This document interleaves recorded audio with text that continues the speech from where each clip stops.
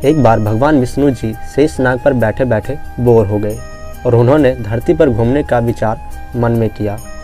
वैसे भी कई साल बीत गए थे धरती पर आए और वह अपनी यात्रा की तैयारी में लग गए। स्वामी को तैयार होता देखकर लक्ष्मी माँ ने पूछा, आज सुबह सुबह कहाँ जाने की तैयारी हो रही है?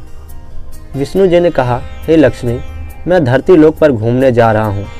तो कुछ सोचकर माँ लक्ष्मी ने कहा, हे देव, क्या मैं भी आपके साथ चल सकती हूँ? भगवान विष्णु ने 2 पल सोचा, फिर कहा, एक शर्त पर, तुम मेरे साथ चल सकती हो। तुम धरती पर पहुंचकर उत्तर दिशा की ओर बिल्कुल मत देखना।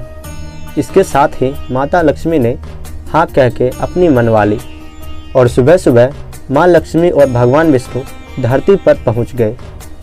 अभी सूर्य देवता निकल रहे थे। रात बरसात होकर हटी थी।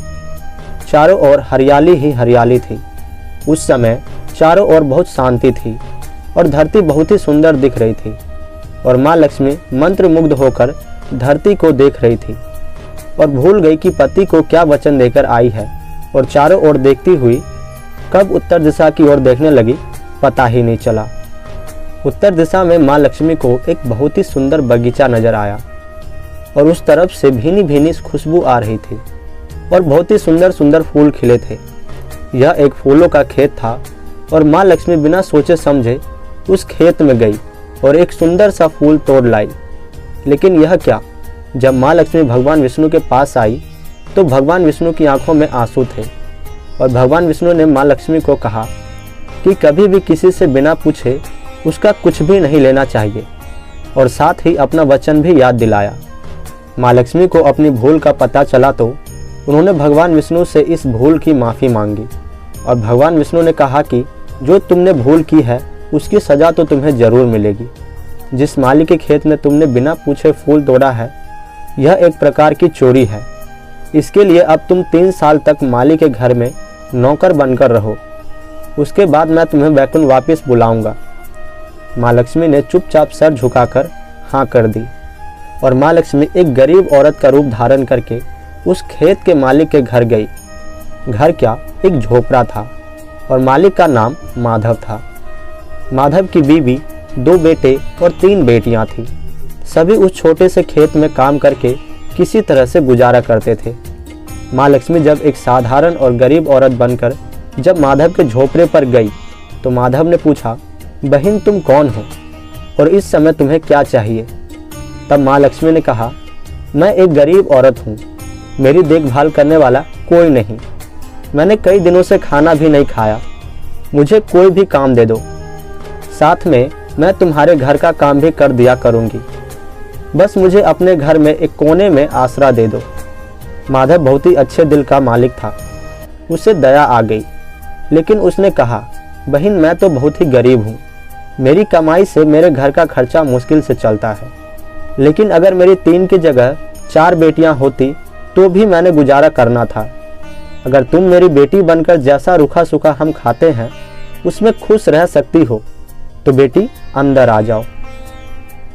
माधव ने माँ लक्ष्मी को अपने झोपड़े में शरण दे दी और माँ लक्ष्मी 3 साल तक उस माधव के घर पर नौकर बनकर रही।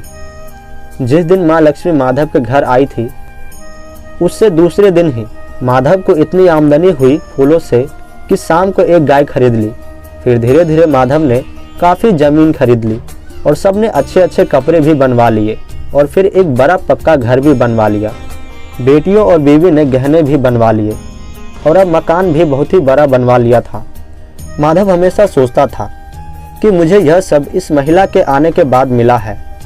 इस बेटी के रूप में मेरी किस्मत आ गई है। और अब 2 से 4 साल बीत गए, लेकिन माँ लक्ष्मी अब भी घर में और खेत में काम करती थी।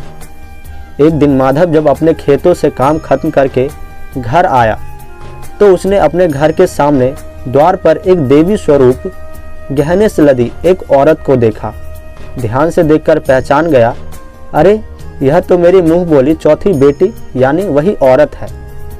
और पहचान गया कि यह तो माँ लक्ष्मी है। अब तक माधव का पूरा परिवार बाहर आ गया था और सब हैरान होकर माँ लक्ष्मी को देख रहे थे।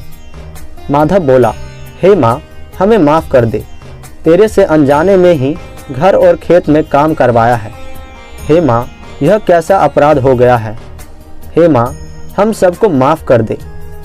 अब माँ लक्ष्मी मुस्कुराई और बोली, हे माधव, तुम बहुत ही अच्छे और दयालु व्यक्ति हो।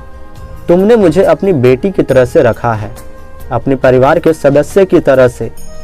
इसके बदले मैं तुम्हें वरदान देती हूँ कि तुम्हारे पास कभी भी खुशियों की और धन की कमी नहीं रहेगी। तुम्हें सारे सुख मिलेंगे जिसके तुम हकदार हो। और फिर माँ अपने स्वामी के द्वारा भेजे रथ में बैठकर वैकुंठ चली गई।